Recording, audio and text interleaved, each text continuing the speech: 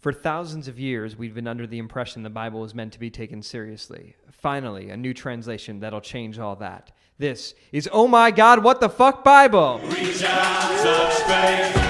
Yeah, welcome.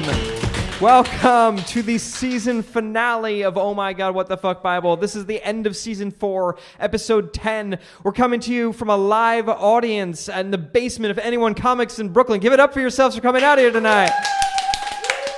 It's a Saturday night. It's actually the 9 days, which is a mourning period in Judaism, which might but this is a siyum. A siyum is a Hebrew word that means the ending of something. So we're closing out the book. So we actually are allowed by Jewish law. I have decided to celebrate tonight, even though you're not really allowed to be doing it. But it's okay. A siyum in Gentile.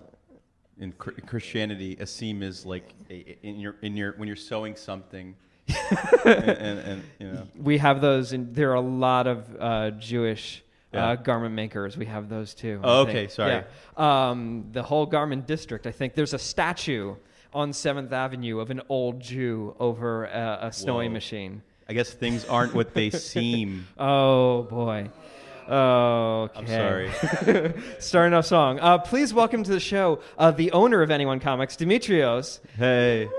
Fragiskatos. Fragiskatos. Yeah. Fragiskatos. Oh my God. I'm so I know your name. I see you every week. I didn't know your last. I was like, I need to look up your last name for the show. When your name's butchered at such an early age so often by so many teachers, yes, you realize names aren't really important. Just how people treat each other is what's important. Exactly. Names are just a symbol that we use to figure out who we are. Yeah. I agree. It's all it's all Greek. How are you doing tonight? Welcome to the show. Doing well. It's a nice, beautiful day. I was indoors in a comic book store with great air conditioning, actually. That's nice. I wanted to talk to you a little bit about this store before we get into reading the Bible, which is what we're here to do. How long has the store been open? A year and 3 months. Cool. Yeah. So how's it going so far? Good. First time I ever opened up a comic book store. Yeah. I was very arrogant and brash. I thought, movie trends would get me an audience right away. But no, it turns out I learned the hard way that businesses grow slowly. Yeah. But good. Otherwise, no complaints. It's growing at least, That's awesome. I mean, I see a lot of people in here. There's a lot going on. You have a lot of events here, which is great. Yeah. It's one of, I think I've been your customer for a really long time, which is a little terrifying. You're like the fact that I think your customer number is it's definitely below 50. I would say it's like 20 something. That means on my subscription, that's really scary. So you must have joined March, or you may have been shopping before that, but I think you just signed up end of March, something like that. That's amazing. That seems super early. Yeah, it was very without early. Revealing personal details, but. Okay. But the other thing is, this isn't your first comic book store. No. I worked at Midtown Comics. I was a manager there for 10 years. And the one in Grand Central, right? Yeah, I was one in Grand Central. Which is the comic book store that I used to go to before I started going to. Kidding. Yeah, so you didn't know me, but I've been buying comics from you for oh my God. 8 years, I think. Deep connection. Yes. Very deep connection. Thank you for in Christianity, it's said that the only connection closer than a mother and child is a comic store clerk and customer. Which book is that in? It's the Good News Bible. I have to get to that one. It's the original Greek. Probably is a little bit more challenging. Yeah, you know what? Honestly, I'm using the American translation. All these words, like the word comic book. I'm substituting the word comic book. It actually is like word scroll or something. Yeah, you got to get into the conjugation. Yeah. So speaking of Christianity, I wanted to ask you a little bit about your religious background. Okay. How were you raised in a particular religious tradition? Yes. Greek Orthodox, went to Sunday school every week. On Sunday. Did the whole church thing. I went to parochial school, so I was completely entrenched in my religion, actually, before I went on to public school. Mm-hmm. And what did that trench look like? What kind of training did you have? Was it a lot of texts and reading?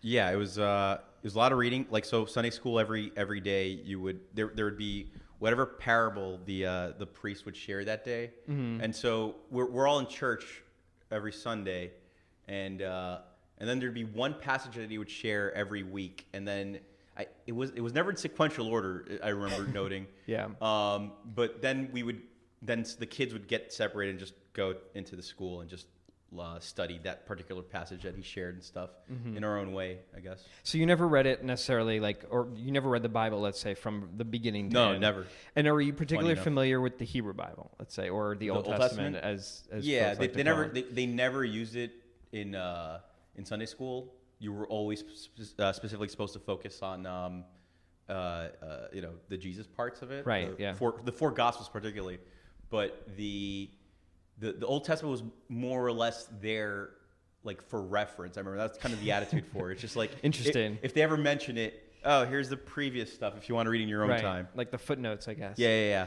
But has your relationship to religion changed at all over time? I would say. Yeah. In what sense? Yeah. So you're not reading it every Sunday anymore. Yeah. I'm not. Yeah, I'm not. You don't have to expand if you want to, but I mean, would you identify yourself today as a religious person? What would I identify myself? I'm. All right.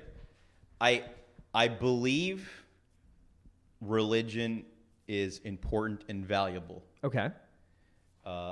I don't identify as a religious person, but I believe it gave me the foundation to be, my religion in particular. I'm not saying anyone else's. I don't know what everyone else's religion does. But I think my religion in particular gave me the foundation it gave me kind of a moral foundation to start off with, right? Now, where I went with it is a different direction than most of my classmates have gone. For example, I would say the majority of my when I follow them on Facebook, the majority of my classmates are pro-life. Okay, I'm pro-life. You mean? I know what you mean. Yeah. We totally went a different way, but only apocalypse is anti-life, I think. Yeah. I'm a little bit into the anti-life actually equation myself. But dark sides. Yeah, sorry. I'm so sorry. I have to leave. He meant the planet apocalypse. That's how I took it. Yeah, that's what I meant. Yeah. The planet apocalypse. Confused him with Oscar Isaac's character. Yeah. The only apocalypse anybody knows. But anyway, most of your So I like it's just fascinating to see, what you're doing, which is like different interpretations of it, right? Yeah. Like I'm definitely not dogmatic. I definitely have practical thinking and stuff. At the same time, I think I wouldn't have had. I'm not religious. I'm least I'm right. I'm just not religious. It's fine. That works. But what you're saying, dogmatic, is the way that you were taught to read the Bible growing up, that this is something that you can give your personal interpretation to, or that there's like one way of reading it and that's the way you read it? See, I read it that you could give personal interpretation to it. Okay. But no one else in my class seemed to have. Yeah. Yeah. It's a hard thing. It's kind of handed to you. But I have empathy for him. I think that's the one thing that I think a lot of people who aren't religious miss, actually. People who are agnostic or atheists, I think, don't have empathy for religious people. And I just, growing up with them, I just kind of see that, you lose that. What do you fill that with? You know what I mean? You're going to fill it with something. Well, I think, not to like psychoanalyze people from afar, but I think for a lot of, to get very serious, a lot of strains of like the new atheist movement and the people who are like really strident about it, probably a lot of it is coming from, or possibly much of that is coming from anger at their religious upbringing or anger at feeling like they're being told. So it's like going really far to the other side. And, right. They should have empathy because perhaps, I've seen it in people who have left religion, the people they should have empathy for, they have anger at because it's like, well, you should be as smart as I am and you should be leaving. But it's like, well, they're stuck, or they want something to hold on to. That's one thing. Yeah. My next question is, from what you've read and what you have experience with, do you have first of all, I think we've established that what we're reading today is going to be new to you, I think. Yeah. But ironically, because it's old exactly. to my people. It's not old, it's the Hebrew, but no, whatever. That's a semantic thing. From what you've read, do you have a favorite character or story? So again, we mostly focus on the Jesus stuff. So it has to be Jesus, right? Yeah, the other characters weren't really fleshed out that well from my reading of it. And then you are like when you're a kid in Sunday school, you never focus on it, but I think you mostly ask about Revelations and the end of the world. Yeah, because you're a kid who's fascinated with his or her mortality, and how things are going to end. Like that's the most fantastic part of it. What is it? Dragons descending and all that stuff, and so I guess I still hold on to that apocalyptic interest in apocalypse. right. Favorite character? So like, the science fiction-y kind of fantasy interest. Yeah. It's much more. Yeah. But favorite character again. I don't want to say Jesus because everyone picks him. Well, he has picked you. I'm going to say the other guy we studied pretty heavily, who wasn't in the Gospels, is Paul, who used to be Saul. Right. Are you familiar with him? Yeah. Yeah. That first. He's kind of a dick, but he's an interesting guy. He had a whole arc. Yeah. He was not nice to people. He wrote some mean letters, I think. Or letters with some mean stuff in it. Yeah. He was like blind for a while, I think, and then he was able to see eventually when he accepted God or something like that. I don't know about that. I don't remember. I mean, I'm sure that's in the story. Ask me when the first appearance of the Spider Slayer is. I can tell you. Right. That, when did Daredevil gain his sight back? Wait, Daredevil gained his sight back? I don't know. No, I don't think he ever. No, he must have. I'm sure he did at some point. Yeah, he definitely had. He definitely had. Do you believe in God? Yeah. Okay. Well, I believe in something. Okay. I believe in something. Something unfathomable. There's no way we have. I believe in Mammon. What's the guy? Mammon. That's what I believe. I believe in the elder God. Oh boy. I believe in things beyond he shows our up comprehension. in the Old Testament a little later. Oh, awesome. Are you ready to read the Bible? I'm ready to read the Bible. All right, let's do it. This is Torah, a loose translation, Book 4, In the Desert, Episode 10, Wandering, Chapter 6, in which there's a whole lot of walking. And if you're following along in the normal Bible, or I guess like the non-David version of it, it's numbers 33:1 to 33:49. So, the sons of Yisrael left the land of Mitzrayim by Moshe and Aaron's hands in a whole big group. This is where they wandered. Oh boy. So all that 40 years of wandering, we're going to capture it in one episode. Oh man. 40 years and how much time do we have? Like an hour? Yeah. All right. We can do it. Okay. It goes by pretty fast, but also in a very tedious way. Get ready. Okay. Moshe wrote their going outs and their travels by the mouth of Yehovah. These are their travels and their going outs. So, by the way, these words are all maybe new to you. Just Moshe is Moses. I didn't know that. Mitzrayim is the land of Egypt. Yisrael is how I write Israel. I'm transliterating everything so that it represents the Hebrew. Aharon is Aaron, and then Yehovah is God. That's the actual name. Why is it called Mitzrayim? Mitzrayim is the Hebrew word for it. Like, it should mean something, right? I think there's, gosh, I should have studied. I should have prepared. Oh no. There's something about like there's a word for suffering, I think, built into the word. So it's like the land of suffering. That makes sense. Sarah, I think. If you're waiting in an airport in Egypt, it's definitely the land of suffering. It's a lot of suffering. It takes 40 years to get through customs. They left Ramses on the 15th of the first month, the day after the Pesach. Or Passover. Oh, cool. Their sons of Yisrael left, fully visible to all of Mitzrayim, a.k.a. Egypt, with a raised hand. Kind of like Judd Nelson at the end of The Breakfast Club. Oh, yeah. At the time, Mitzrayim was burying all the firstborns. I was reading fishbones. Fishbones. Firstborns. Yehovah friggin' killed. Yeah, that's right. He went through and killed all the fishborn people. First. Yehovah had passed judgment on Mitzrayim's deities, which is just a nice way of saying he kicked their fucking asses. Wait a minute. Yeah. So in the Torah, yes, God actually fought the Egyptian gods? That's what. Yes. The Torah, at least in my translation, is not a monotheistic text. Whoa! Yeah, and there are multiple other deities represented in it, possibly multiple gods, so to speak. So there's Yehovah, there's Elohim, who might show up in this episode, but also there are other gods that people seem to worship, and according to some understandings, each of the 10 plagues was Jehovah besting one of the Egyptian deities. Oh my God! Wait, but these aren't the deities that Egypt worshipped, the ones that we study, like no, I think Ra they are. Yeah. Oh, it is. Yeah. Osiris and all those guys? I mean, I don't know if the exact correlation, but yeah, Sure. that's the idea. I'm sure they have their own names for them. Yes. So basically, Jehovah. He kicked their asses. Yeah, so he's like Goku going around in Dragon Ball Z, going around fighting different powerful beings. And now he has to beat the ones in Canaan. Holy crap! How come Judaism hasn't spread faster, man? Like, you're literally telling people that your God kicked their God's ass. That's literally how they won converts back in the desert. Oh, okay. Like, people were like, wow, this God's awesome. We got to pledge allegiance to him because otherwise he's going to kick our asses. So here's a Jewish guy, and like the one guy has like a statue, let's say, and he goes, "Oh, what do you still have that statue here for?" Yeah. My God just beat that guy up. It'd be a shame if something bad happened to that statue over there. Well, get ready. All right. Or check out the last episode, I think, because there's some serious genocide going on. Oh, man. It's my favorite subject matter. Yes. The sons of Israel left Ramses and camped in Sukkot.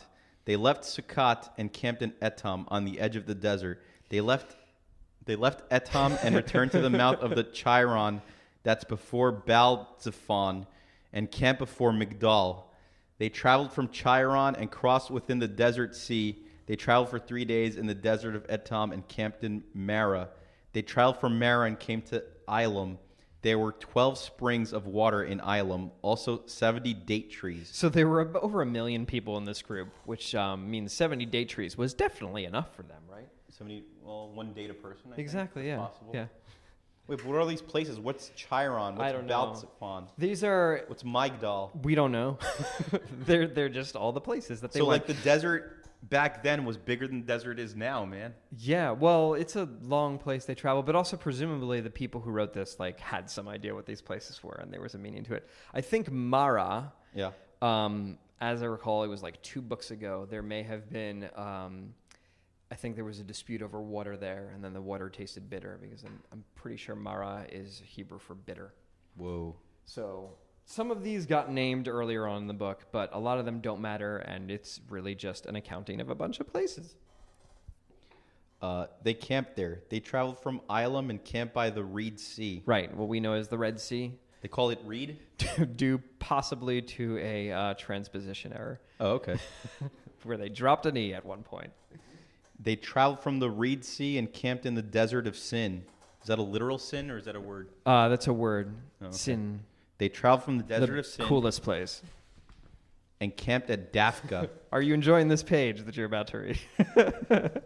Oh, man. This is maybe why it was used as a reference book. They traveled from Dafka and camped in Alush. Yeah. They traveled in Alush and camped in Rephidim, where there wasn't any water to drink. Mm-hmm. They traveled from Rephidim and camped in the desert of Sinai. Mm-hmm. They traveled from the desert of Sinai. Sinai. Sinai. It's like Sinai. Exactly. That's where that whole thing happened. That's why I thought the whole Sinai thing. And camped in Kivrat Hatava. They traveled from Kivrat Hatava and camped in Chatzorot. They traveled from Chatzorot and camped in Ritma. They traveled from Ritma and camped in Rimin Parrots. They traveled from Rimin Parrots and camped in Livna. I have a timeshare in Livna. They traveled from Livna and camped in Risa. Risa's Russia. Is it? I don't know. I think Russia... I'm trying to make sense of this. No, there's no doing that. The funny thing is, like, or not funny thing is, some of these places, like I said, are referred to earlier, and there's, like, drama and things that happen there. Some of them we've never heard of until today. Like, literally, this episode, to give context, is happening, like, pretty much after all this travel has gone down. It's the last, chapter of the book. It's kind of a summing up of everything that's happening. God has already told, or the 40 years have already passed. And because of God's punishment, all the people who left Egypt have died, so the next generation can actually go into the land. Aaron is dead. Aaron's sister Miriam is dead. Their brother Moses has been told that he's going to die before he gets to go into the land. So this is just a recap of all this travel that has happened in a nice long list where literally nothing happens. I don't mean to curse, but... No, you can curse. This is, oh my God, what the fuck Bible. So... This is all like a recap episode of the previous this is a thing? recap episode of everything from before. But don't worry, things are going to happen in this episode. Okay. They traveled from Kehilata and camped in Mount Shapur. They traveled from Mount Shapur and camped in Charada. Shapur, I hardly know her. I got to do something. There's nothing to make fun of here. They traveled from Makhilot and camped in Tachat. They traveled from Tachat and camped in Tarach. They traveled from Tarach and camped in Mitka. They traveled from Mitka and camped in Chasmona. Oh, my God. They traveled from Chasmona and camped in Mozairat. We're like halfway there. They traveled from Mozairat and camped in Vnai Yakin. They traveled from the sons of Yakin and camped in Chor Hagidgad. They traveled from Chor Hagidgad? Chor Hagidgad and camped in Yatbata. Yatbata. They traveled from I think is in the south. There's like they make like chocolate milk there. They make chocolate milk there? Yeah, it's really good. Yeah. No kidding. That's If you're ever on like a tour, they probably do it on Birthright, but they'll like stop there and you'll get some really good chocolate milk, and it'll be after like hours on a bus, and you'll be like, "Oh, this is great. I love Israel." It's worth 40 hours of I love Yatbata. That name will stick in your head. They traveled from Yatbata. They did not have a bus. This was 1 million people. This is why God is a cruel asshole, because like there was no reason for any of this to happen. The walk from Egypt to Israel takes 2 weeks. Yeah. So, like, they didn't have to do any of this. Well, no. For a healthy man, if you're saying it's 1 million people and you're waiting for the last person. That's true. You're waiting for the sick. Yeah. You're waiting for the old one. 4 weeks, yeah. Yeah. There was no reason to make any stops, let alone, I don't oh know, my God, man. a paragraph's It's worth. a different time, man. weren't people smaller back then? I think I read somewhere. People were smaller. So maybe the steps were larger. Yeah, they didn't have phones. They didn't have phones, man. Yeah, they had camels. There was so much friggin' cattle, whatever. I don't. Maybe it was the cattle. It was probably the cattle holding them back. They traveled from Yabata and camped in Avrona. They traveled from Avrona and camped in Etzion Gaver. They traveled from Etzion Gaver and camped in the desert of Zin, a.k.a. Kadesh. They traveled from Kadesh and camped at Hor Hachar and the edge of Edom. Woo! Oh my God. That's it.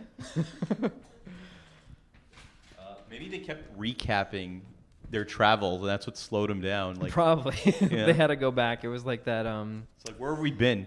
Yeah. We've been to like the 12 days of Christmas. Please don't do that.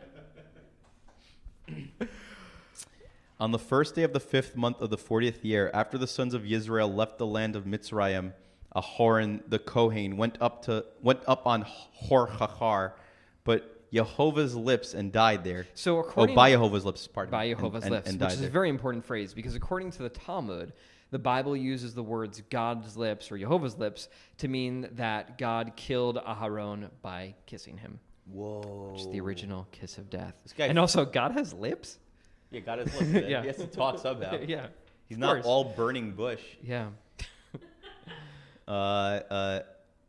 Okay, so he fights gods and kisses followers and kills them. All right. Wait. Aharon was 123 years old when he died on Hor Hachar. Yes. 123 isn't bad. No, it's pretty good. But 40 of those years are spent in a friggin' desert with a bunch of complainers. Oh, that's true. Yeah. So he really only had like... He only had 83 good years, Life, yeah. Living in hiding in Egypt. The Canaanite king of Arad, who was living in the south in the land of Canaan, heard the sons of Israel were coming. So this is what you were talking about before. He knew that Jehovah's crew was coming, and he was fucking scared. Yeah. For his gods. Yeah. The sons of Israel traveled from Hor Hachar. Oh no, it's happening again. And camped in Salmona. They traveled from Salmona and camped in Funan. I feel like you're making these names up. They traveled from Funan and camped in Ovat. They traveled from Ovat and camped in Ai Ha'avrim on the border of Mov. Mm-hmm. They traveled from Ayam and camped in Devon God. The divine God. Devon God. So him? Jehovah? You know, they camped in him? just the word God. Because God was a name. Yeah. Just God. Oh, it's a name. Yeah, just a name. Okay. Hebrew God does not mean God. I don't understand. Why do we have this intermission in between? Like, we went back to this. Why do we have to stop? Well, we have to stop for Aaron to die. Okay. We don't stop for Miriam to die, but we have to stop for Aaron to die. Okay. They traveled from Devon God and camped in Almon Devlataima. Yes. They traveled from Almon Devlataima and camped I think he's on the Croatia team. in the World Cup. And camped in the hills of the Avarim before Nevo. They traveled from the hills of Avarim and camped in the plains of Mov by the Yarden at Jericho. Jericho. Oh, it's Jericho. Some bad shit's going to happen the there. Walls, man. That's in 2 books. Oh, man. They camped by the Yarden from the house of Yeshimot to Avel Hashittim in the plains of Mov. That is chapter 66. Thank you. Oh, my God. Yeah, I think we're good. We're good. We're good with places. Chapter 67, things get better, in which God asks Moshe to do a little ethnic cleansing. Numbers 3350 to 3356. I have a question about the previous thing. Yeah. The king of Arad, when he heard about these guys traveling, were the messengers telling about him, like, naming all these locations also? Probably. They probably stood there and had the list and were like, well, they traveled to Sukkot, and then they traveled to Rephidim. Okay. Are you ready, David? I'm ready. Always ready.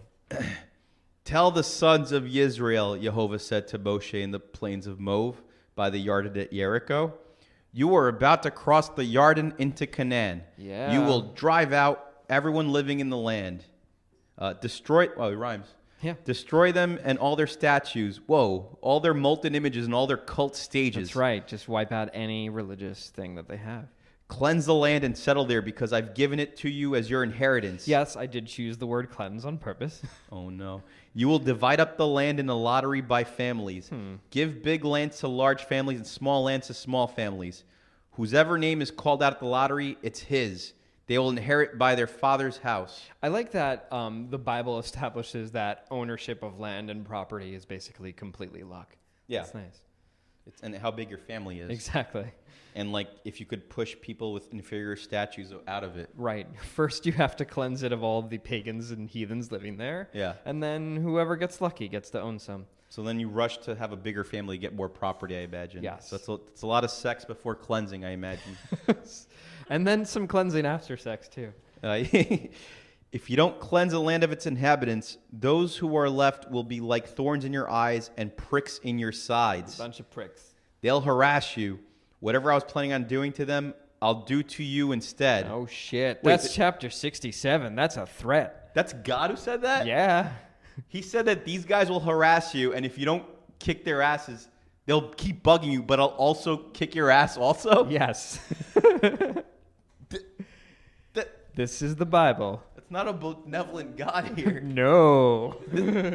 He is a dick. This guy's like a coach of a football team. I think I'm starting to understand, like, the South a little bit more now. He's a narcissistic maniac. This is chapter 68, in which there are a lot of specifics about borders. Numbers 34:1 to 34:29. People negotiating peace in the Middle East. Heads up. Command the sons of Israel, Jehovah said to Moshe, that these are the exact borders of the land of Canaan they will come to. Here are a bunch of meaningful locations that will definitely be understood by everyone everywhere. I mean, he's naming names. I think it's well defined. Yes. The border of these locations will never change in the 3,000 years since this was written. Well, it will if you believe in evolution or something, right? And okay, the desert of Sin by Edom will be your southern border from the east side of the Salt Sea. Mm-hmm. The border will then turn from the south up by Akrabim and go over Zin as far as Kadesh Barnea to the south, and will reach Chatzar Adar and cross Atzmon. The border will turn from Atzmon to the river of Mitzrayim and stop at the sea. The Great Sea will be your sea border. That's where the beachfront property is, so it's very important to get. But Mitzrayim is straightforward, man. Yeah, yeah. That's the Nile River, man. Right. I could tell that. The river of Mitzrayim. Okay. Maybe. Your northern border will go from the Great Sea to Hor Hahar. Where Aaron died. Oh, my God. From Hor Hahar to go Vochamat, and the border will go to Zedata. Then the border will go to Ziphron and continue to Chetzar Einan. That will be your north border. God is totally making this up on the spot. Really? Yeah. Oh, my God. So it's just like he's looking around. Yeah, he's like, over there. You see that line over there from to Hor Hahar? He probably just heard the list of places they stopped and just like, oh, yeah, that's your border. Yeah. You see that salty sea over there? That's the Salt Sea, yeah. For your eastern border, draw from Chatzar Aina to Shafam. Can we talk about how fucked up the English name for the Salt Sea is, by the way? Because that's Yam HaMelech, or the Dead Sea. Yeah. But in Hebrew, it's Yam HaMelech, which means the Salt Sea. In English, it's the Dead Sea, which is so fucked up and morbid. Oh, my God. Yeah. Anyway, sorry. Or they're like, I always thought there was like a lot of bones or things No, there. it's just that it's too salty for Drinking? For drinking or for like fish to live, I guess. But I feel like the Salt Sea is just descriptive and not as creepy. Anyway, sorry. The Dead Sea. The border will go down from... The Live Sea. That's what we call everything else. Shfem to Rivla east of Ain, and it'll keep going down by the eastern mountain slopes of the Kinneret Sea. The border will go down to the Yarden and reach the Salt Sea. These are the borders of the land. So this is extremely boring, but here's the interesting part. The borders described here are very, very specific and are sort of kind of close to the actual borders of modern Israel. Like if you draw the map, it's closer than some other borders described in the Bible. The problem is that these borders don't line up with God's original promise to Abraham way back in episode 6 of the podcast, or, if you want to read the Bible, Genesis 15:18. Back then, Abraham ripped up a whole bunch of animals and then lit some incense and had a crazy vision where he passed out and God talked to him. And God promised him all the land from the Nile to the Euphrates. Whoa. Which is an extremely large amount of land. The Nile is in Egypt, as we know, and the Euphrates is all the way up in Syria and then goes east into Iraq, which is a lot. So, there are some folks out there who think those should still be the borders of Israel, which is an interesting claim to make and probably won't really work in today's political climate or ever. But I don't, maybe God just thought that everybody forgot what he said back to Abraham because nobody was recording and Abraham was stoned out of his mind. Or, maybe the two sections were written by two different people. Anyway, it's a nice little, extremely important inconsistency. When you say Egypt, do you mean Mitzrayim? I mean Mitzrayim. I'm sorry. Yeah, Yes. I've Thank you. cast away Thank all you. of... Yeah, the scales have fallen from your eyes, and now you only know the true Hebrew pronunciations. Yeah. That's the land you'll get by lottery, Moshe said to the sons of Israel, commanded by Jehovah to give to the 9.5 tribes. Mm-hmm. Half? Yeah.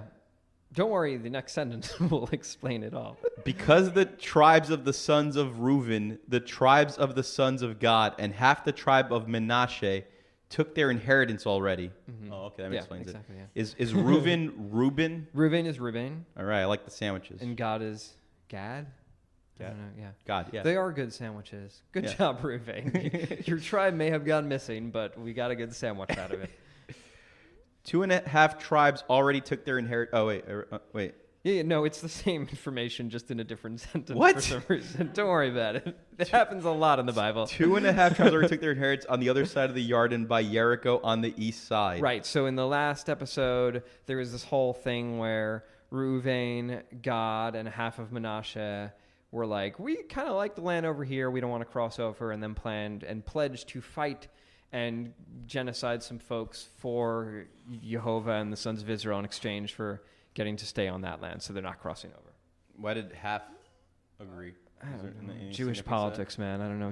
One Jew, two opinions. I can't tell you. Elazar the Kohen. You've heard that, right? What? One Jew, two opinions? No, I never heard of it. Oh, okay. It's a thing. What does that mean? It's just that Jews are really argumentative, so one Jew will have two opinions. Oh. There's a joke.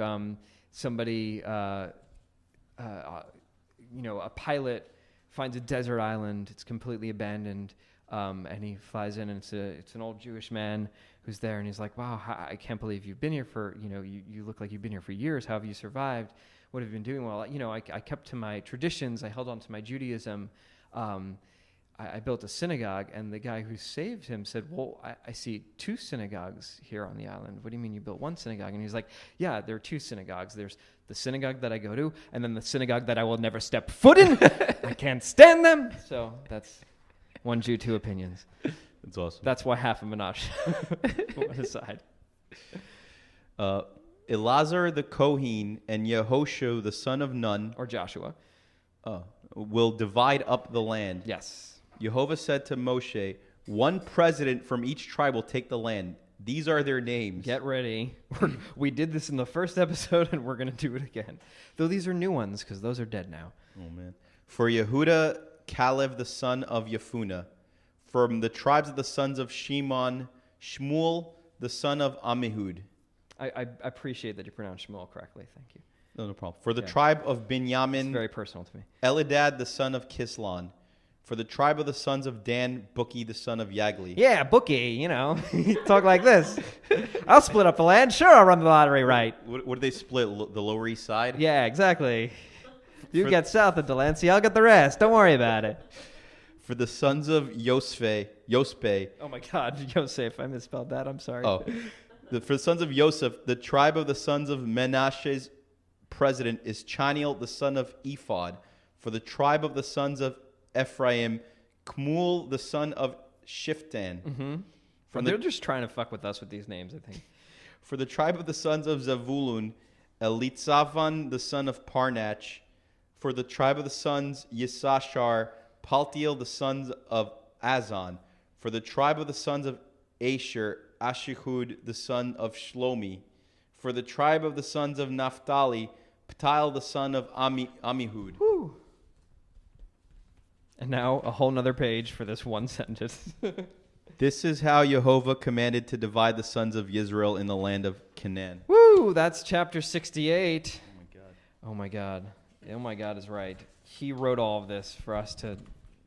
God did? Yeah, God wrote this on purpose. Well, it's clearly legal tender. Yeah, here, exactly. Or legal, you have to bury contracts. this to get rid of this. This is chapter 69, in which we have to deal with those annoying Levies.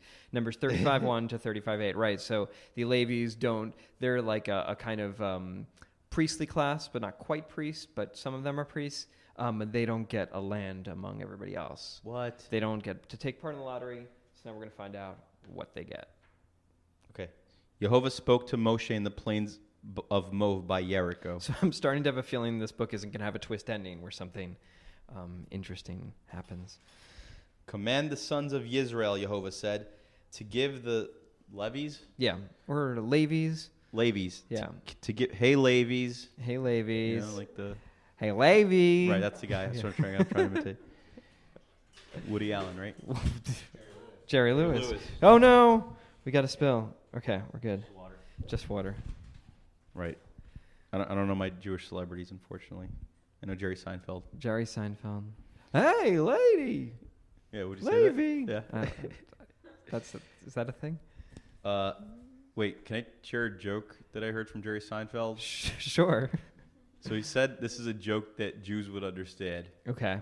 That Gentiles wouldn't understand. Okay. So he says, two Gentile business owners meet up. One of them says, how's business? The other one says, good. No complaints. Yeah. Yeah. Okay, all right. It's clearly funny. Just say it in a Jewish crowd. You're going to laugh no matter what. Okay. All right. Command the sons of Israel, Jehovah said, to give the Levies cities to settle in from everyone else's land. Oh, mooching Levies. Oh, my God. Also, the Levies get land around the cities. They'll live in the cities. The lands around them will be for their cattle, their stuff, and all their animals. Ugh. Set aside the land 1,000 amahs outside the city walls for them. Okay, amah is like an ancient measure that's like a cubit or whatever. It's about 3 feet, I suppose. It's like the distance from your elbow to your top of your hand. So why don't you give amahs for the borders? That would be too straightforward. Oh man. Measure 2,000 amahs from the east side of the city, and 2,000 amahs from the south side, and 2,000 amahs from the west side, and 2,000 amahs from the north side. Oh my God. That will be yeah. That will be the open land outside the cities. I like how the Bible immediately contradicts itself with the numbers here. I guess the reason they get all this land for cattle and things like that, they're the ones who are in charge of the service in the temple of all the animal sacrifices, so they have to have some cattle on hand to take care of that. Wait, the contradiction is 1,000. 1,000 to 2,000. Oh, I see. Yeah, I tried to make it work, but I think it just doesn't work. Oh man, maybe he didn't want the Levies to have anything. It was just like a trick. Maybe, yeah. The Levies will have 48 cities in total. Make 6 of those cities sanctuaries, where accidental murderers can run to and hide. Oh, yeah, this is a whole thing. Get ready. The Levies also get the surrounding open lands. Give a lot of cities to the Levies for the big areas and a few from the small areas, all depending on how many people are there. Yeah, proportional representation. Makes sense. That's chapter 69. Here's some people whispering nice in the audience. Thank you. This is chapter 70, in which we go a little deeper, nice, into the rules of the murder towns. Number 35.9 to 35.34. You were wondering what the hell that was about. Well, get ready for a whole lot of it. Tell the sons of Israel, Jehovah said to Moshe, that when they cross the Jordan into the land of Canaan and make cities, they should also make sanctuary cities where accidental murderers can flee. Yes. It's like the recap before a new episode. Yes. These cities will give them sanctuary from the Avenger. Yeah, comic book reference. So there was an Avenger back then? Yeah, just Thor. Thor's been around for a while. Yeah, he's been around since Egypt. Yeah. So the murderer doesn't die before he stood for judgment before the people. These will be the 6 sanctuary cities. You will give 3 cities on the other side of the Jordan and 3 cities in the land of Canaan. They will be sanctuary cities within you. Okay, got it. Trump does not like sanctuary cities, so this is not a biblical passage he's a fan of. That makes sense, because they're all murderers and rapists, aren't they? Yeah, exactly, yeah. But accidental murderers. Right. 6 sanctuary cities for the sons of Israel and the stranger that lives within them, where someone who accidentally kills someone can go. We know. Thank you, God. Wait. Yes. The sons of Israel, the stranger is the murderer? No. The stranger is just like somebody from outside of the tribe who lives amongst the sons of Israel and like takes on their rules and stuff like that. Okay. The stranger is not necessarily the murderer. The murderer can be anyone. Whoa. It's building up to a murder mystery spinoff. Basically, back in Exodus, there's this whole thing where we learn that if, and I think we're going to go into it again, but basically, if somebody kills somebody by accident, they have to run to one of these cities to hide from the family of that person. Okay. And kill them. But I think we're about to read that anyway. Okay. But if he killed someone with an iron instrument, he's a murderer, and you should kill him right away. Yep. If he killed someone with a stone and hit him and he died, he's a murderer. Kill him now. Even if he hit with a wooden thing and killed, he's a murderer. You might think that if you kill somebody with wood, you can get away with it. But no, wood still counts for murdering. Yeah, he's still a murderer. Yeah, it's very clear here. Yeah. The Bible says wood counts for murder. Yeah, wood, stone, and metal. I'm trying to find those are all iron. The only instruments. Oh, okay, so like plastic. I guess there's those no are the only plastic. materials: wood, stone, and metal. Yeah. Right. You could kill him with fire. I guess. Yeah, it doesn't account for that. I guess you can get away with it. Yeah. Yeah. You kill him with like animals. You could kill him with kindness. Yeah. Kill the murderer now. The Blood Avenger kills the murderer. So which Avenger is the Blood Avenger? Is that Scarlet Witch, I think? It was like the Punisher. Scarlet Witch, I guess. But yeah, 'cause she's actually an Avenger. When they meet, he will kill him. Yes. If he pushed him in hate or threw something at him. Okay, so then, if you pushed him into a fire or you pushed him off of something or you threw something, then it counts. Okay. Or hit him with his hand in anger and he died. Wait, kill him, he's a murderer? Yeah, so it's not just blood. But that's an accidental murder. No. If you push somebody with hate, that's an intentional murder. Oh. Yeah. Oh, so I guess like if you like drop rocks on somebody accidentally or something like that? So you're out working with your friend. Yeah. You're working on a roof. On a roof. Yeah. And then you say, hand me that wrench, and the guy falls over and dies. Exactly. It's acceptable as family wants to kill you? Yes, that's okay. But you're a murderer? No, you're not a murderer. Oh. It has to be an intentional murder. Okay. If you're working on a roof with somebody and you drop a brick and it falls on somebody underneath you, you're not a murderer. You're an accidental murderer. Yeah. But the family of the guy you dropped the brick on is totally within his rights to come and kill you unless you go to one of the 9 special sanctuary cities. In which case he can't kill you. It also seems like it's an obligation that they have to try to kill you. Yes, they do. Yeah, this was happening a lot. People were just like, well, I have this whole list of people I have to kill according to the Bible. But they're all in this city, so I can't. This is kind of like The Purge. I hate to say it. It's a little bit, but only for murder. Right, if you're an accidental murderer, man. Yeah. And then who's the Blood Avenger? The Blood Avenger is the blood relative of the person who died. Oh, blood relative. Blood Avenger, yeah. The Blood Avenger. Blood Avenger. So it's just like you want to be a painter. Your brother just died because a brick fell on him. And you're like, I gotta give this. You have to go try to kill this guy before he reaches Sanctuary City. Construction worker. This sucks, man. A great like race against time movie, I think. Where they're like trying to get to the Sanctuary City before the guy gets there. Yeah. And you just beat the shit out of him in public. You're because you could just because nobody can stop you because you're a blood avenger. You're a blood avenger. So you're just like beating the shit out of somebody with your bare hands, and you're like, no, it's okay. If you're a blood avenger, are you allowed to use a metal? You can use whatever you want. Oh, okay. Yeah. Wow. I wonder if you could hire somebody.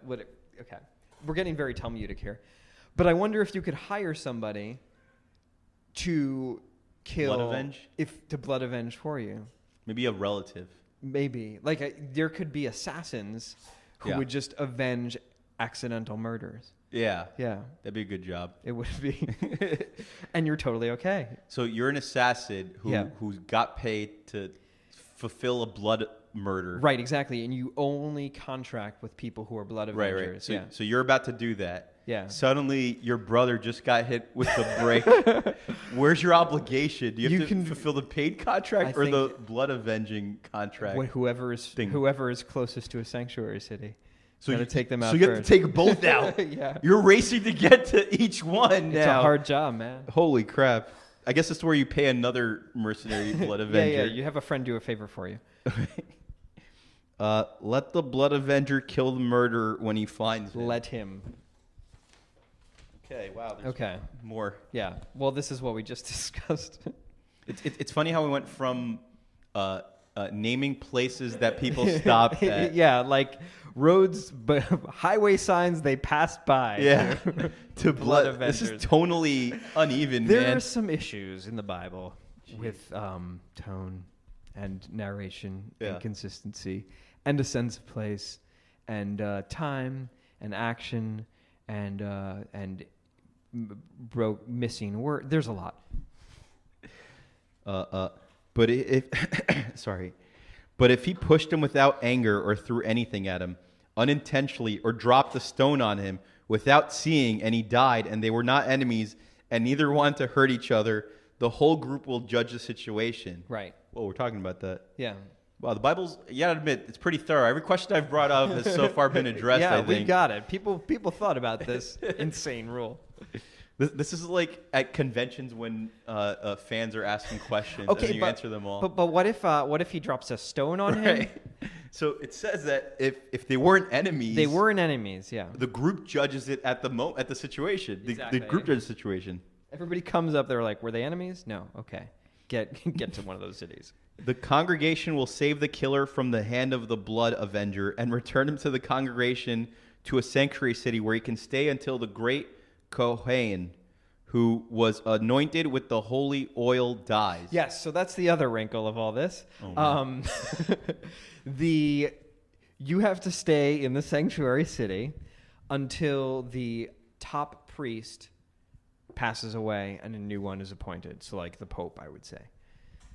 So presumably some people were trying to knock off the high priest to get everybody out of them. Yeah, there's a bunch of right. So what happens if the high priest accidentally dies and didn't have any enemies, but a lot of people who probably wanted him out of the picture? Right. Yeah. Then the murderer has to run to another. Then that murderer has to run. But everybody, all the old murderers, they're good to go. It's just a free fall after that. Mm-hmm. Wow.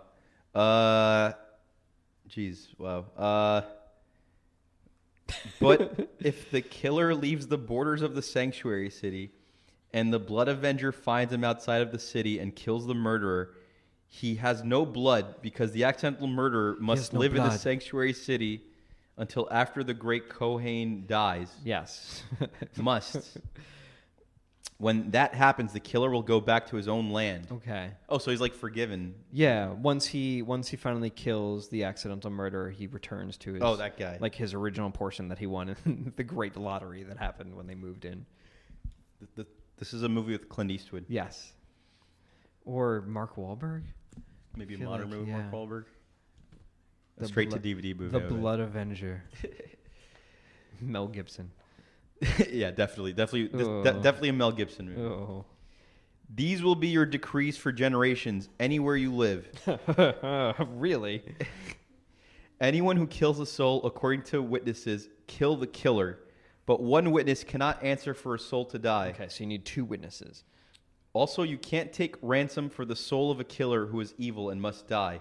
Kill him now. Okay, so like if somebody is a murderer, he can't pay you off. You have to freaking kill him. You have to kill him? Yeah. Oh, my God.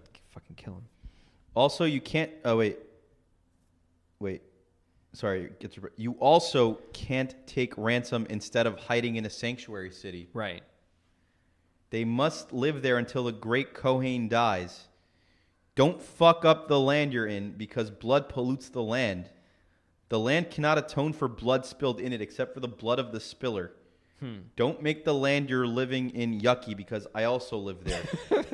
I am Jehovah. I want good roommates. I am Jehovah who lives amongst the sons of Israel. That's chapter 70. I guess that means that it's like if there are murderers, you have to execute them. Yeah. You can't let them live because that makes the land abhorrent in some way. Yeah. This is the last chapter of the book. Oh my God. Chapter 71, in which there are more real estate disputes. Numbers 36:1 to 36:13. A very Jewish way to end things. As we know, in Crown Heights. Why? Real estate. Oh, yeah, real estate. Yeah, okay. Yeah, I'm sorry. Yeah. It's okay.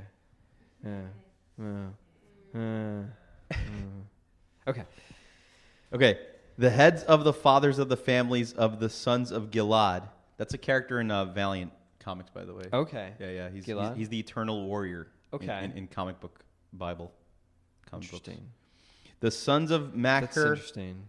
Okay. Yeah. Do you think there's a connection? You think it makes sense? Yeah, sort of, because I think Gilad is one of the ones who wanted to stay on the other side and was like, I will be one of the warriors who will go at the front and lead the charge against all the people we have. Yeah. So he's in all the wars throughout history, and he's in a present day comics. Yeah, that kind of makes sense. Like he's lived all the wars. Yeah. And he actually has a brother named Aram. Aram? Yeah, Aram. And he's got a third brother, Ivar. Ivar? I don't know what those are. Yeah. Aram is... Abraham comes from a place called Padan Aram, but I don't know if that is anything. That's not... They might have made it up. Yeah. It's 3 letters. The sons of Gilad, the sons of Machir, the sons of Menashe, from the families of the sons of Yosef, came and talked before Moshe and the presidents, the heads of the fathers of the sons of Israel. God, sheesh, what a friggin' sentence. Jehovah commanded our master, they said, to give the land as an inheritance in a lottery to the sons of Israel. Oh, right. Yeah. And Jehovah commanded our master to give the portion of Slafchad, our brothers, to his daughters. And if they become women to any sons of the tribes of the sons of Israel, they will lose the inheritance of their fathers and gain the portion of the tribe that they're joining, which means it'll be taken away from our lot-drawn inheritance. Oh, my God, yeah. What does it mean, daughters becoming women? Right. So daughters become women because the word wife is the same as the word as woman. So I don't translate the word wife in this translation. Basically, oh boy. So there's this whole thing. There's this guy Slafchad who supposedly, there are different understandings of who he is. But there's a guy who it's mentioned randomly like picking up sticks. And then everybody has to, on the Sabbath, and everybody has to kill him together because you can't do that. And he had 7 daughters. And the 7 daughters were like, well, we're joining these lotteries, but we don't have a father, so we're not going to get any land. Shit. So then Moshe was like, well, you'll get some land from the land of your brothers, and then like whoever you marry not marry, but whoever takes you as their women, they'll get that land. So now their brothers or their cousins are like, well, what happens if they get taken by somebody who isn't our tribe? Then we lose some of this portion of our land. And yeah. Toxic masculinity, huh? Exactly, yeah. Also, very dramatic way to end this book. When the Yovel comes to the sons of Israel. Right, the Yovel, the Jubilee, which is where all the inheritance or the land from everybody. Basically, every 50 years in Israel, everybody's land and all debt is canceled and everything returns to the original lottery drawings. Oh. Yeah. So they keep track of that? They keep a lot of track of it, yes. Will their inheritance be added to the inheritance of the tribe they're joining and taken from the inheritance of our fathers? The tribe of the sons of Israel speak correct, Moshe commanded the sons of Israel. This is what Jehovah commanded to the daughters of Tzlachchad. They should become women to whoever they find good in their eyes, but only to men from the tribe of their fathers. I don't remember that happening when it happened, but that's okay. That way, no inheritance of the son of Israel will leave the tribe, and a man can keep his inheritance in his tribe. Every daughter who inherits a portion from the tribes of the son of Israel must take a man from her father's tribe, so that each man inherits his own portion of his father's in the sons of Israel forever. And no portion from a tribe goes to another tribe, because each man must stick to his portion in the tribes of the sons of Israel. This seems like a recipe for incense, doesn't it? Oh, yeah. Yeah. Only marry your cousins. It's fair in Game of Thrones, I think. Exactly. That's how you keep it in the family. The daughters of Tzlachchad did what Jehovah commanded Moshe. Machlach, Tirzach, Chagla, Milcah, and Noah were the daughters of Tzlachchad and women to their cousins. They became women to the families of the son of Menashe, son of Joseph. That way, their portion went to the tribe of their father's family. Those were the commandments and the decrees commanded by Jehovah by the hand of Moshe to the sons of Israel in the plains of Moab by the Yarden at Jericho. That is chapter 71. Woo! Woo! That is episode 10, and that is the book. Thank you, Dimitrios. My pleasure. It was a learning experience for me. You. Yeah, there was a lot of stuff in there. Now, whenever I'm going to say 3 words in Hebrew because I feel like I have to, because you say this every time you finish a book in synagogue, and it's going to be weird and surprising because I'm going to do it in a sing-song way. Anyway, chazak, chazak, v'nid chazek. And that just means be strong, and be empowered. Because you finished an entire book. Chazak, chazak. Thank you so much. So now is the chazak, chazak, v'nid chazek. V'nid chazek. There you go. Yeah. Chazak, chazak, v'nid chazek. Go out to war. All right. Chazak, chazak, v'nid chazek. Secure the borders. All right. Now is the time of the show where we do a Devar Torah, which is a Hebrew phrase that literally means Torah word. So I was wondering if you could sum up everything that you've read today into a single word. Oh, my God. Yeah, exactly. It's like 3 different shifts. Yep.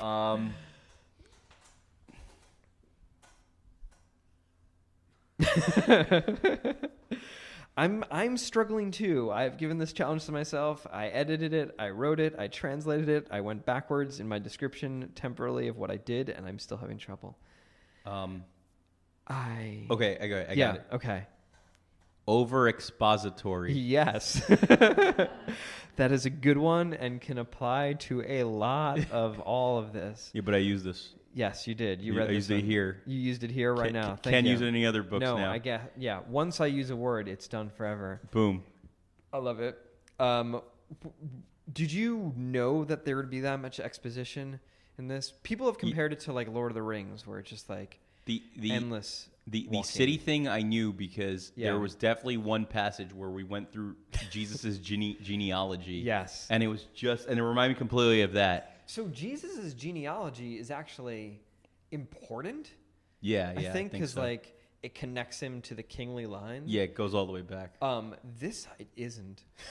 As far as I can tell. No, it's not. Like we should know this stuff already.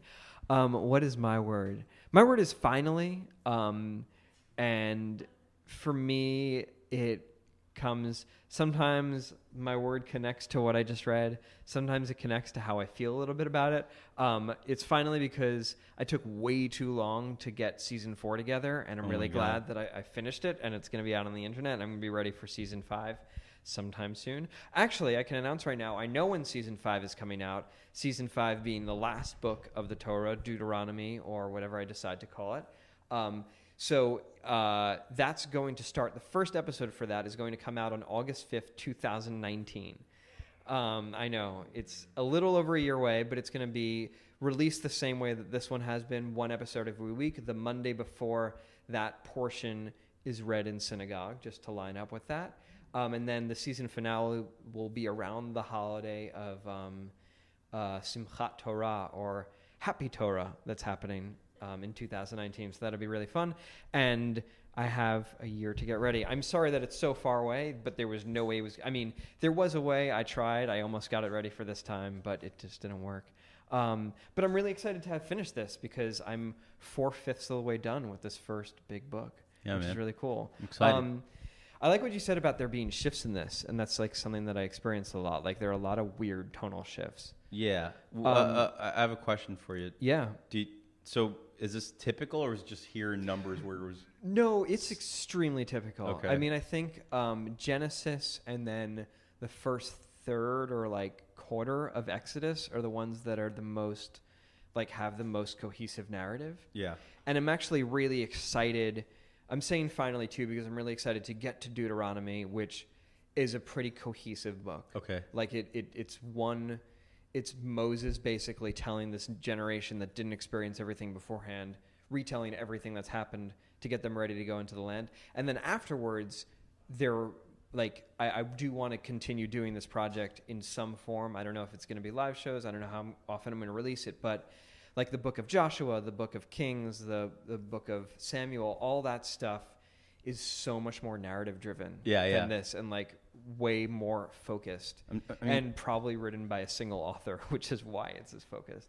I mean, for a project you took on yourself, it's just you need a lot of discipline to sit there and transcribe all this stuff, man. It's There's a reason I didn't get Deuteronomy done in time. I should have, but it's not easy, and there's a lot where your mind can wander. And I'm excited to get to like the prophets and the stuff after, because there's probably going to be, I'm probably going to be able to focus more because there's going to be less stuff where it's just like, what the fuck is going on right now? Can I ask another question? Yeah, of course. Because you've actually really engaged me now. Awesome. Where do we see more blood avenging?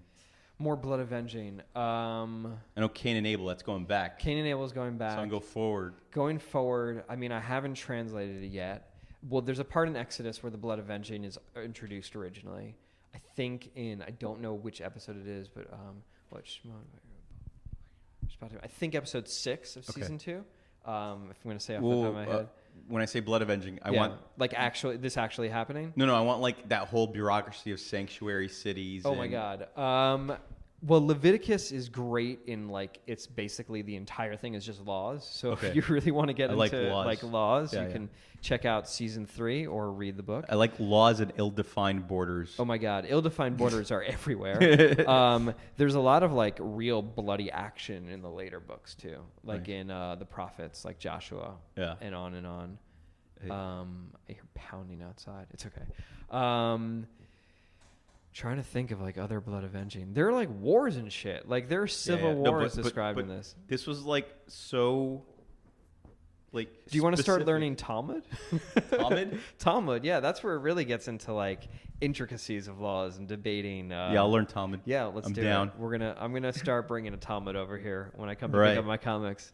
We'll go page by page. All right. No, there's a whole tradition where it's called Daf Yomi, which means page of the day. Yeah. And they read the Talmud, which is essentially like breaking this stuff down line by line and trying to understand what the laws are. Yeah. And it's thousands of pages long, I want to say. So there's a tradition where Jews spend about 7.5 years reading this entire thing, one page a day. Okay, I'll pass. Their podcast, though, you can check it out. All right. Yeah. People spend their lives reading this, trying to understand, not this, like the Talmud and stuff. Yeah. But do you have any other like thoughts on what we've read today? It's okay if you don't. I don't know if I do. I think that one thing that happens a lot is that you do, because the like episode things are just readings that are arbitrarily chosen. Yeah. You do have a lot of disparate things just like jammed together and kind of made to stand as a story. Yeah. By it, I never, you're aware of these things. Yeah. But these breakdowns are a little bit more eye-opening. I don't know, culturally, I'll tell you, I'm going to start maybe looking for behavioral patterns among my customers to see if there's anything that resembles the 40-year wandering and blood avenging, you know what I mean? I'm going to see if there's anything, Okay. What are you looking for, do you think? I don't know, like if a guy's in a rush, I'm going to wonder if he's actually out if to he's blood a blood avenge avenger. People start talking about my sister died in an accident. Yeah. I don't really like to talk about it or what happened after. There aren't really any sanctuary cities anymore, so they're all in Israel, which is really far away. I'm going to ask a lot of my Jewish customers to describe where they went on vacation to see how specific they get also. Yes. So, did any great Kohanes die while you were gone? Any what? Great Kohanes or high priests? Right, yeah. Sure, yeah. Did anyone kiss God and... Is there a comic that you think feels most similar to what we've read today? Oof. Maybe the Goddamned, which you just picked up. Yeah. Like it's except it's not really lighthearted. It's just like very raw violence and just cursing and which is a lot of this book. Yeah, it's like HBO's Bible, which this could which is be a show that should definitely exist. I think. I think that's it. I don't know if I have any other things to add to this. It's a bit of a grab bag of things. I like that we just go back randomly to. Well, okay, so it does seem like there are land-based rules that are being decided, so there is that bit of cohesion to it. Like, it's very... Maybe if I had to pick another word, the theme running through this is land and place, because it really is entirely about, like, places. It's about the places that they've been and about the place that they're about to go to. Yeah. And there's going to be a whole other book till they get to that place, but this is the place that... has been talked about by God for books and books and books since he originally made the promises, and now it's becoming real. So things are being laid down, and they're finally able to get to it. I don't know, that's all. Oh, sorry. No, go ahead.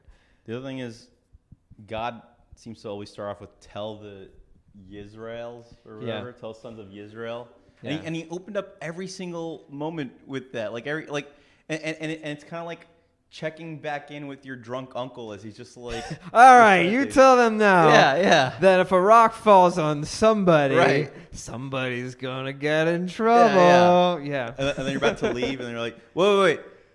Tell them that, tell the Levies they could have this, and this is why it's contradictory. Yeah. He goes, tell Levies they could get the land 1,000 feet away. Okay, but then it's all open area. It's 2,000 feet. 2,000 feet.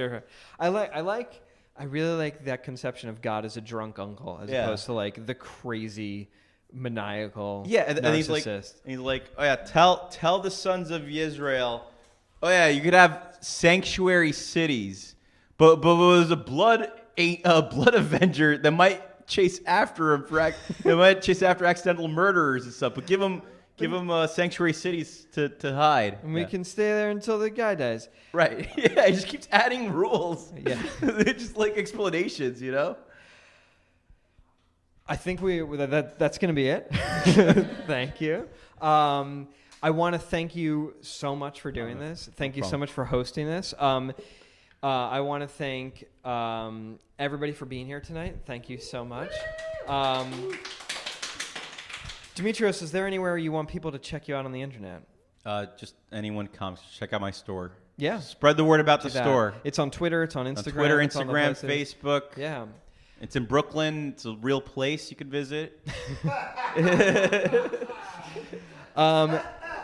It's in reality. It's reality. That one really hit. And the podcast, as always, is available on the internet, everywhere podcasts are. Please, if you like the show, rate and review us in Apple Podcasts or wherever you like to rate and review things, because it is good for us. Yeah, if you want to share the show, a good way to do that is to transcribe everything into a comic book and then find a hapless comic book store owner and convince him or her to sell it as a local creator-owned comic somewhere outside of New York. I don't want you competing with my market. And then hook people into the podcast that way. And be sure to tune in about a little bit over a year, because next time in the Bible... This is the remix edition of a song about pissing. I got that pee and leaking, and there's juice in the kitchen.